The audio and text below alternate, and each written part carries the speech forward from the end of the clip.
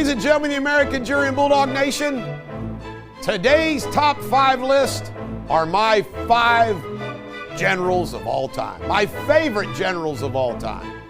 I also think they might be the 5 best. So here we go. Number 5, Patton.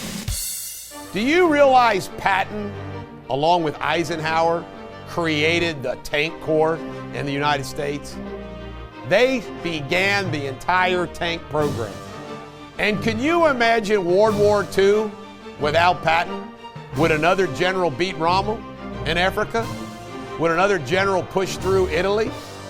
Would another general gone 3 days to relieve the Americans at Bastogne? I don't know. Good old blood and guts himself. Patton is my 5th favorite general. Number 4, and you know what? It's my list, so I'm allowed to put 2. First on my number 4 line is George Washington. George Washington learned how to keep his army intact without having it destroyed until he won. Nice little tactic.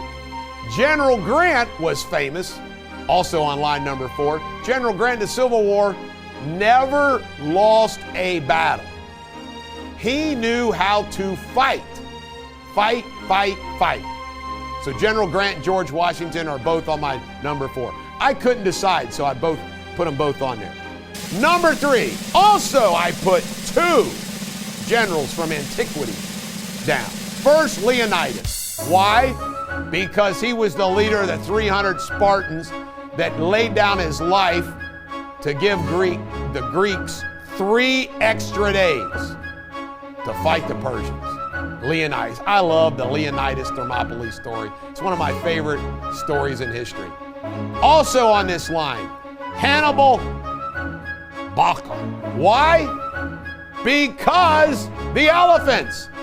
Hannibal from Carthage led his army and his elephants all the way through the Alps. And you know what, folks? He kind of toyed around with Rome. The guy could have taken Rome. He could. Good old Hannibal. I love that guy. With one eye, by the way. All right, number 2. I'm going all the way to the east.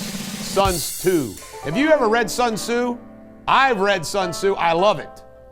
It's an incredible story. All of his maxims I put to use every single day. Last but not least, my number 1 general of all time, Alexander the Great. He conquered 53 countries, never lost a battle, never lost a war. That is never going to happen again in our lifetime. Alexander the Great.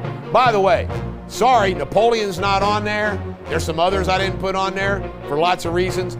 Those are my top 7 generals of all time.